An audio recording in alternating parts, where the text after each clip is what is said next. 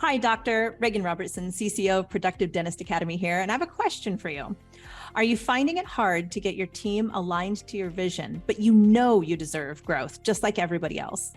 That's why we've created the PDA Productivity Workshop. For nearly 20 years, PDA workshops have helped dentists just like you align their teams, get control of scheduling, and create productive practices that they love walking into every day. Just imagine how you will feel when you know your schedule is productive, your systems are humming, and your team is aligned to your vision. It's simple, but it's not necessarily easy. We can help. Visit productivedentist.com/workshop. That's productivedentist.com/workshop to secure your seats now. Growing through a cultural North Star, growing through a central value, for us that's professionalism, has meaning, it has purpose, it has depth. Welcome to Investment Grade Practices Podcast, where we believe private practice dentists deserve to get the lifestyle today while building an asset for tomorrow. Join your host, Victoria Peterson, to design the practice of your dreams and secure your financial independence. Let's get started.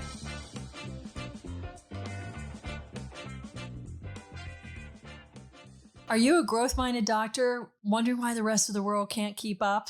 I feel your pain. Hi, this is Victoria Peterson, the host of Investment Grade Practices, and we're going to continue this conversation of good to great and good to great in our leadership. And today I want to talk about growth mindset and how we set goals. I introduced this topic a little bit in the last episodes that most of the time we're setting goals by comparing to last year. So last year I did 1.5 million. This year I'd like to do 1.6 million. That is a typical goal setting strategy within dentistry. Or my profits were 100 grand. I'd like them to be 150 grand. Whatever. We usually have some sort of if this, then that formulary. In investment grade practices, we turn that upside down and we really put down the Stephen Covey challenge of where are you going? Helping doctors look at least 5 years into the future. And that is not easy. By design, many doctors are engineers. They're very close up. They look in real time. Your days are measured in not only minutes, but nanominutes sometimes on when the curing line has to be there and this is going to set up. Hurry, hurry. It's very, time becomes very close and very personal. In your building of an investment grade practice, it's good to step back and expand and think about time in terms of years or decades. And sometimes that takes getting away from the office. So if you need permission to take a vacation, call it business planning retreat and go on one. You will come back refreshed, but you'll also come back with a stronger plan. So I want to talk about vision. We chatted about that a little bit on the last episode about is your vision good or is it great? And I want to go into that even further. So a vision is your long-term picture. It should be aspirational in nature. Man, if I could accomplish this, how cool would that be? It should be somewhat intimidating and you should not know how to get there. So it's far enough in the future that you have no idea how you're going to accomplish it, but it inspires you and it inspires the people around you. A lot of times the vision doesn't even have a numerical value to it. It could be, I have a vision for elevating health in my community or impacting women or girls or things of that nature. Dr. Magna Dasani, who we've worked with for a long time, her vision is to impact families and children who are struggling with airway issues. She's very passionate about that. And she has a vision for reaching as many people as possible. So vision is inspiring. It's not easy to achieve. And that is by design. Because when you have a purpose that's bigger than you and you don't know how to do it, what you're actually doing is opening yourself up to new possibilities. New possibilities will start flooding in. New opportunities will start flooding in. And the journey gets really fun. So for example, at Productive Dentist Academy, a couple of years ago, in the middle of the pandemic, we decided to set a big, hairy, audacious goal. And we are an employee-owned company. Our ESOP, which stands for Employee Stock Option Plan, our employees share in 30% of everything that PDA does. And so their retirement is vested in myself and Bruce and our partners. And so we've set down a mission of achieving a valuation, a company valuation of 25 million by the year 2025. We call it 25 by 25.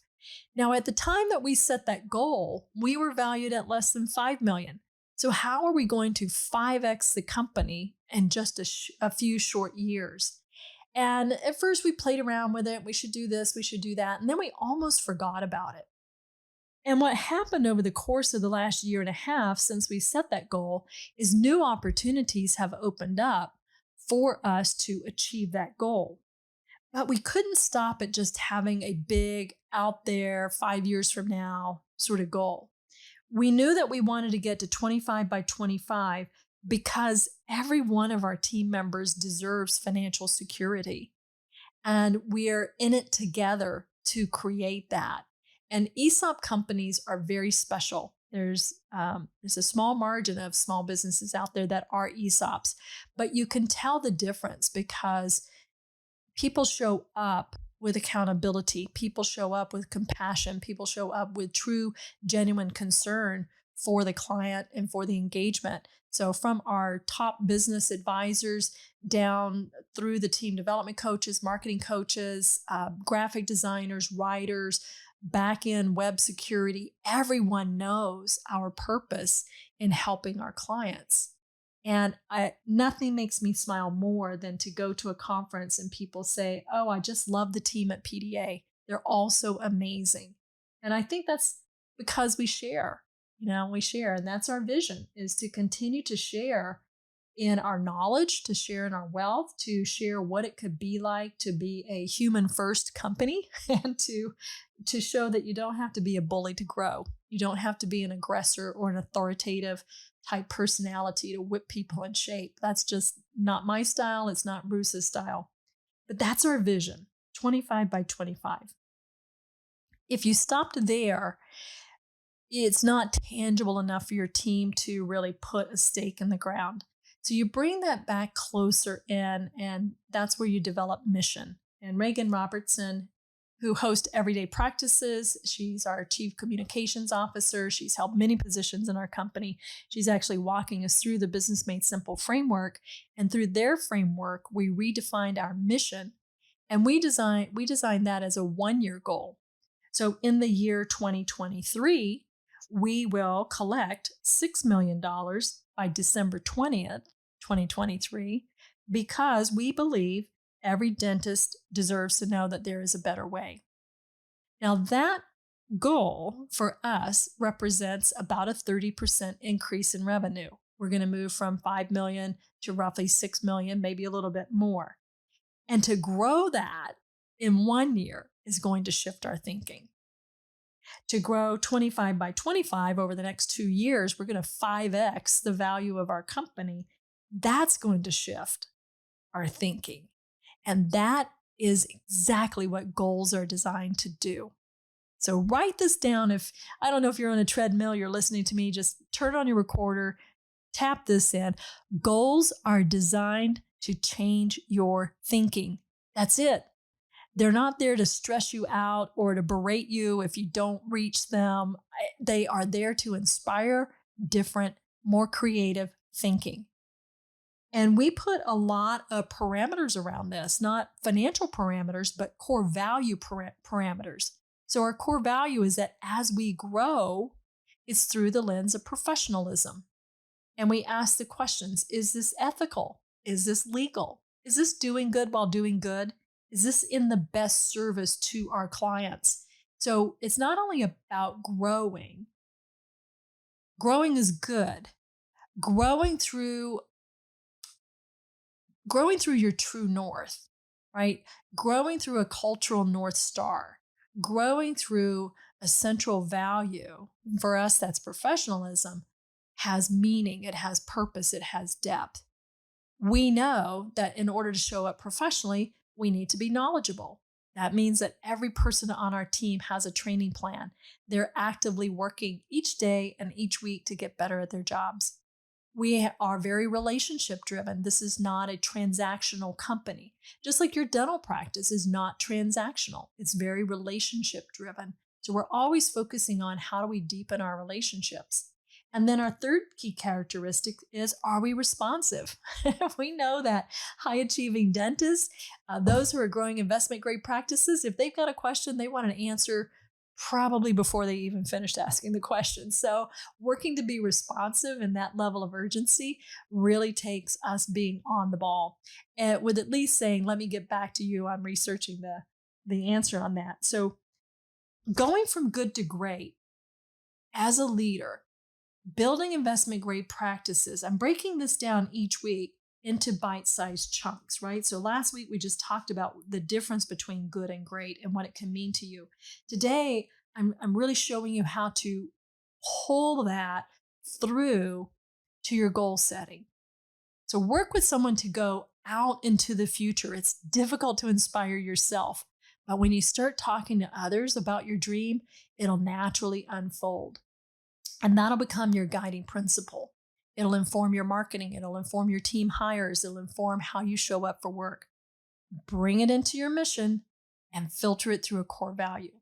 Now let's be practical about this. How does this really work? Because it's not natural. It's not logical.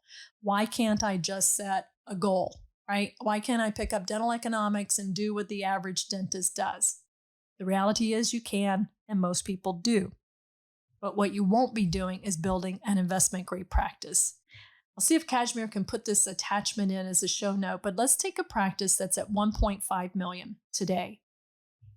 The benchmark for an average practice, they would grow 3 to 5%. Let's split it down the middle and call it 4. So if I'm 1.5 million this year, I'll do 1.56 next year, 1.6 the year after that, 1.7 the year after that, 1.7 and a half the year after that. So in 5 years, I'll move my practice from 1.5 to 1.7, 1.8, and I'm going to feel pretty good about that because I maintain my lifestyle. It's not getting better, but I'm maintaining it. Here's the reality. That rate of growth equates to $50 an hour. So that's the effort that you're putting in to grow your practice, is $50 an hour better than you did the year before. That's nothing. That's filling one open slot. That's adding a night guard once a day. That is $400 a day, $500 a day in production. So that's what the average doctor does, and that's their planning strategy.